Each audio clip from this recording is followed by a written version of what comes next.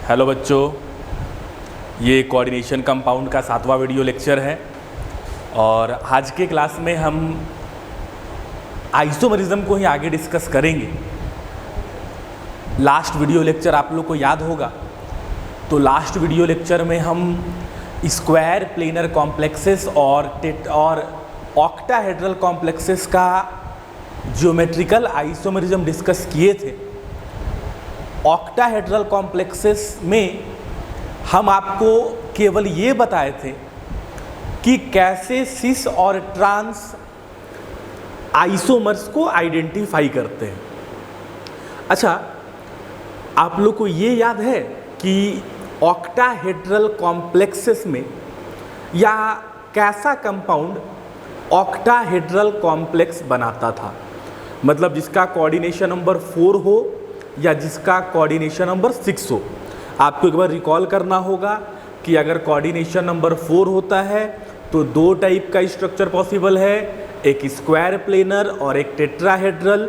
Tetrahedral कभी भी geometrical isomerism show नहीं करता है, लेकिन square planar complexes geometrical isomerism show करता है। और कोऑर्डिनेशन नंबर 6 में केवल एक ही स्ट्रक्चर पॉसिबल है, ऑक्टाहेड्रल। ऑक्टाहेड्रल में हम आपको सिस और ट्रांस आइडेंटिफाई करना सिखा दिए थे।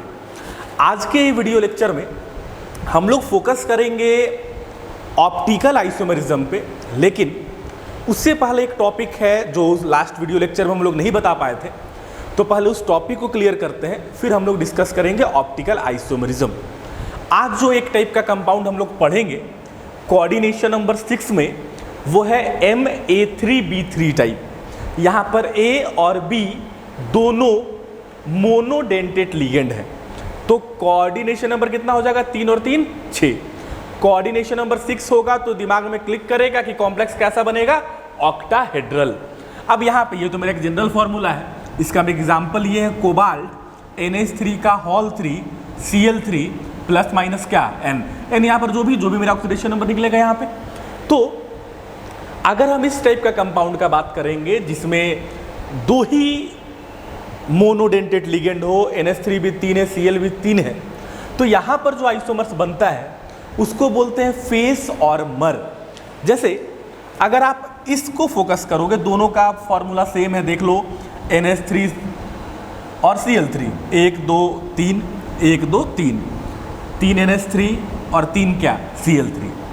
अगर तुम इस केस में देखोगे तो यहाँ पर जो तीनों NH3 है वो एडजेसेंट है, 1 2 और क्या 3। तो इस टाइप के आइसोमर्स को हम बोलते हैं फेस आइसोमर्स, FAC, पूरा फेसियल बोलते हैं। और अगर यहाँ पर देखोगे तो दोनों में से कोई भी लिगेंड एडजेसेंट नहीं है। Cl NH3 फिर क्या Cl नहीं है, NH3 क्या Cl ये भी नहीं है। यहाँ पर देखो तीनों 1 2 क्या 3 1 2 क्या 3। यहाँ पर देख लो 1 2 और क्या तीसरा है नहीं है, 1 2 और क्या तीसरा है नहीं है।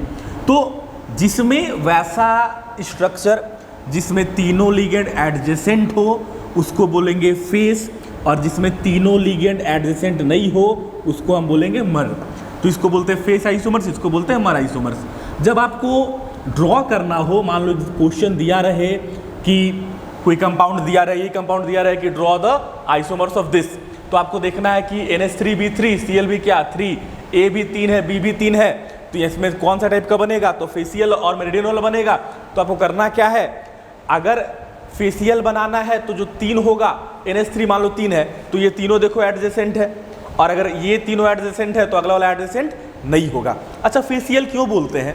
तो जैसे तुम इस एग्जाम्पल को देखो, ये जो मेरा एक स्क्वायर हो गया और एक मेरा अबव द प्लेन और एक मेरा क्या बिलो द प्लेन।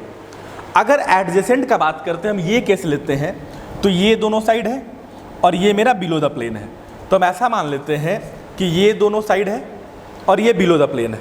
हम मान रहे हैं ये बिलो द प्लेन होना चाहिए, हम मान रहे ये दोनों साइड है और ये क्या है बिलो द प्लेन, ठीक है, या उल्टा ही कर देते हैं। अब देख लो ये दोनों साइड और ये क्या बिलो द प्लेन, तो ये दोनों साइड और ये बिलो द प्लेन जब इन तीनों को ज्वाइन करेंगे ऐसे और ऐसे, दिख रहा है, तो ये मेरा एक फेस बन रहा है क्या? इन दोनों कॉर्नर और ये पॉइंट, इन तीनों को ज्वाइन कराओ तो एक फेस बनेगा, इसलिए इस आइसोमर्स को क्या बोलते हैं? Facial isomers.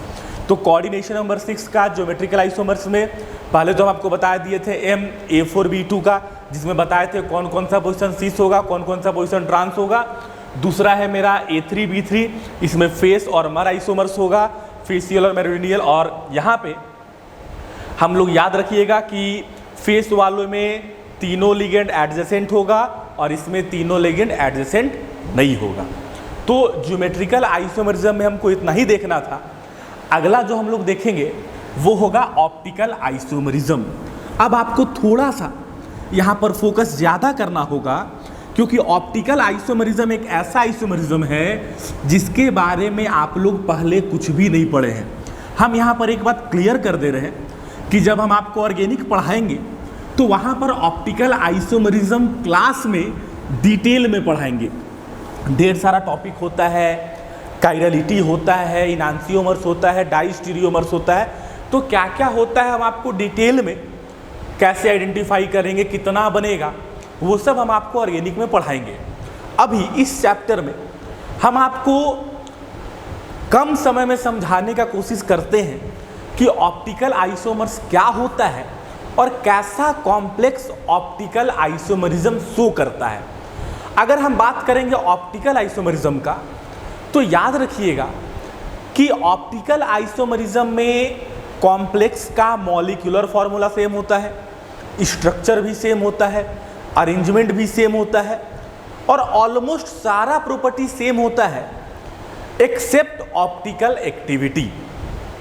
अगर हम ऑप्टिकल आइसोमरिज्म का बात करें तो ऑप्टिकल आइसोमरिज्म में दो कंपाउंड के बीच का ऑप्टिकल एक्टिविटी को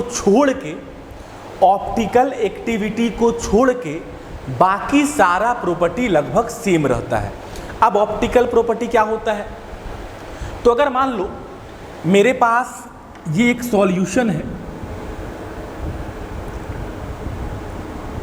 इस सॉल्यूशन से हम प्लेन पोलराइज्ड लाइट, अगर इस सॉल्यूशन से हम प्लेन पोलराइज्ड लाइट को, ये जो लाइट है जो एक प्लेन में पोलराइज्ड है, इस प्लेन पोलराइज्ड लाइट को अगर हम इस सॉल्यूशन से पास कराएंगे तो या तो ये लेफ्ट साइड रोटेट करेगा या तो ये राइट साइड रोटेट करेगा।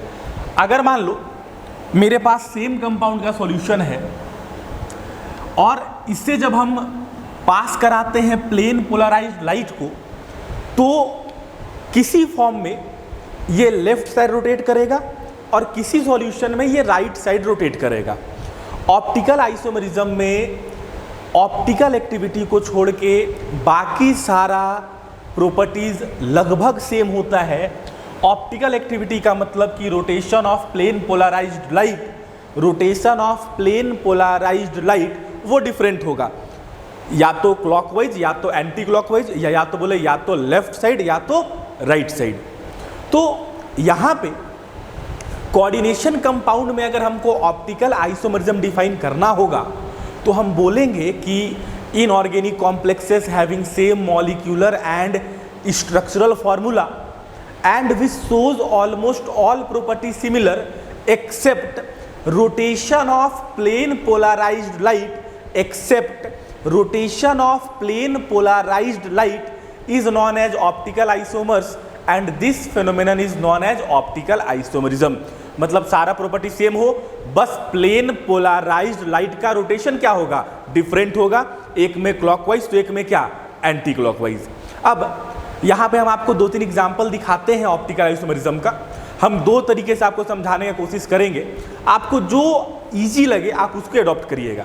जैसे मान लीजिए कि ऑक्टाहेड्रल कॉम्प्लेक्स में ही कोऑर्डिनेशन नंबर 6 में मेरे पास एक कंपाउंड है MAA2B2 +-N। आराम से हड़बड़ाना नहीं है। पहले सर AA क्या है? AA मेरा बाइडेंटेट लीगेंड है। कौन सा लीगेंड है? Bidentate ligand. B क्या है? बी मेरा मोनोडेंटेट लिगेंड है, ठीक है। अब यहां पर देखो ए बाइडेंटेट है कितना 2, तो ये 4 और 2 कितना 6, तो इस कंपाउंड का कोऑर्डिनेशन नंबर कितना हो जाएगा 6। एग्जाम्पल देख लो, कोबाल्ट En का होल 2 Cl2, बताओ इसका कोऑर्डिनेशन नंबर कितना हो जाएगा। En कैसा लिगेंड है, मोनोडेंटेट की बाइडेंटेट, बाइडेंटेट, तो 2 2 से कितना 4, 4 और 2 कितना 6। तो इस टाइप का जो कंपाउंड है, सबसे पहले हम इसका स्ट्रक्चर बना के देखते हैं, उसके बाद ही हम पता कर पाएंगे कि ये ऑप्टिकल आइसोमरिज्म शो करेगा या नहीं करेगा। मेटल M, कोऑर्डिनेशन नंबर कितना है 6, स्ट्रक्चर कैसा होगा जल्दी बताओ। Octahedral, tetrahedral, square planar. Coordination number 6 में कैसा होता है स्ट्रक्चर, ऑक्टाहेड्रल, वेरी गुड। 1 2 3 4 5 और 6। यहाँ पर देखो बाइडेंटेट है, मतलब 2 डोनर एटम है, तो 1 और 1 2, मतलब ये जो A है ये इसको भी डोनेट किया, इसको भी डोनेट किया, A इसको भी डोनेट किया, इसको भी डोनेट किया। ये क्या होगा मेरा B, और ये क्या B। बाबू लोग बता सकते हो कि ये आपका सिस है कि ट्रांस है। हम बताए थे कि हमेशा कम वाले को देखना है, B को देखेंगे, ये पोजीशन सिस है कि ट्रांस है, ट्रांस है, वेरी गुड। अच्छा, क्या और कोई स्ट्रक्चर पॉसिबल है, देखते हैं। ये हो गया मेटल M, 1 2 3 4 5 और क्या 6। ये B और ये भी क्या B। ये मेरा A एक इसको डोनेट कर रहा है, एक इसको डोनेट कर रहा है, और ये भी मेरा A और A ये इसको डोनेट किया और इसको डोनेट किया। स्ट्रक्चर मेरा कुछ ऐसा हो जाएगा। यहाँ पर B को देख लो, C से कि ट्रांस है, सिस से, ठीक है। ये समझ में आया कि AMA2B2 का 2 स्ट्रक्चर बनाए हम, एक कौन सा है ट्रांस, देख लो अपोजिट है, और एक ही साइड में तो ये क्या हो गया सिस। अब इन दोनों में से कौन सा फॉर्म मेरा ऑप्टिकल आइसोमर्स होगा, ये कैसे पता चलेगा। देख बाबू, 2 तरीके से हम पता कर सकते हैं। एक तो पहला, हम लोग देखेंगे मिरर इमेज। जैसे अगर ये मेरा हाथ है, ये देखो, तो इसका मिरर इमेज ये होगा, लेकिन क्या मिरर इमेज सुपर इम्पॉसिबल है, नहीं है। मिरर इमेज सुपर इम्पोज मतलब एक दूसरे को पूरी तरह से ढक देना। इसको देखो, ये देखो, दोनों हाथ ही मेरा ही हाथ है, इसका मिरर इमेज ऐसा होगा, सुपर इम्पोज नहीं करेगा। देख लो इसका मिरर इमेज, इधर देखो, ये मेरा देखो थंब, तो इसका मिरर इमेज ये होगा, लेकिन क्या ये कभी भी सुपर इम्पोज करेगा, 4 उंगली सुपर इम्पोज कर रहा है, 5वां सुपर इम्पोज नहीं कर रहा है। जैसे हमारा सॉक्स एक जैसा होता है, एक दूसरे का मिरर इमेज है, लेकिन सुपर इम्पोज नहीं करता है। हम क्या देखेंगे कि यहाँ पर जो मेरा 2 स्ट्रक्चर है, हम दोनों का मिरर इमेज बना के देखेंगे। जिसका मिरर इमेज सुपर इम्पोज कर जाएगा, सुपर इम्पोज कर जाएगा मतलब एक दूसरे को पूरी तरह से ढक देगा, वो ऑप्टिकली एक्टिव नहीं होगा, मतलब वो ऑप्टिकल आइसोमरिज्म शो नहीं करेगा। फिर से रिपीट कर रहे हैं कि हम पहले ड्रॉ करेंगे मिरर इमेज, अगर मिरर इमेज सुपर इम्पोज कर गया तो ऑप्टिकली एक्टिव नहीं होगा, अगर मिरर इमेज सुपर इम्पोज नहीं करेगा तभी कॉम्प्लेक्स ऑप्टिकली एक्टिव होगा। अब देखो इसका बनाएंगे मिरर इमेज, सिस फॉर्म है बच्चा M, ये इधर जाएगा तो M 1 2 3 4 5 और क्या 6, ये तो हो गया मेरा B और क्या B, यहाँ पर होगा AA और ये भी हो जाएगा मेरा AA, ये इसका मिरर इमेज है। अब इस कॉम्प्लेक्स को हम यहाँ से उठा रहे हैं और इसके ऊपर रख दे रहे हैं, क्या सुपर इम्पोज करेगा? पॉसिबल है? बिल्कुल पॉसिबल नहीं है। मतलब ये दोनों जो मिरर इमेज है ये नन सुपर इम्पॉसिबल है, एक दूसरे पे सुपर इम्पोज नहीं हो रहा है, इसलिए ये जो सिस फॉर्म है ये ऑप्टिकल आइसोमरिज्म शो करेगा। इसमें देखो इसका हम बना रहे हैं मिरर इमेज M, ऊपर में बी और बी, 1 2 3 और क्या 4, ये दोनों मेरा ए ए और ये भी क्या ए ए। इसका मिरर इमेज ये है, इसको उठा के इसके ऊपर रख देंगे, सुपर इम्पोज करेगा कि नहीं करेगा? ए बच्चा दोनों देखो ना, इसका मिरर इमेज ये है, अगर इसको उठा के हम यहाँ पर रख दें तो ये एक दूसरे को पूरी तरह से सुपर इम्पोज करेगा। अगर मान लो इसको उठा के हम यहाँ पर रख रहे हैं तो बी के ऊपर बी है, इस बी के नीचे भी क्या है बी, इधर भी ए और बी बी, मतलब दोनों मिरर इमेज सुपर इम्पॉसिबल है। और जब मिरर इमेज सुपर इम्पॉसिबल होगा तो ये ऑप्टिकली एक्टिव नहीं होगा। लेकिन अगर इस केस में देखो मिरर इमेज सुपर इम्पॉसिबल है कि नहीं है? नहीं है। यहाँ पर देख लो, अगर इसको उठा के हम यहाँ पर रखते हैं तो इसका जो ये पार्ट है वो इस साइड आ जाएगा। अगर इसको ढक देता पूरी तरह से तो सुपर इम्पोज कर जाता, लेकिन जब इसको उठा के हम यहाँ पर रख रहे हैं तो क्या ये सुपर इम्पोज हो रहा है? नहीं हो रहा है।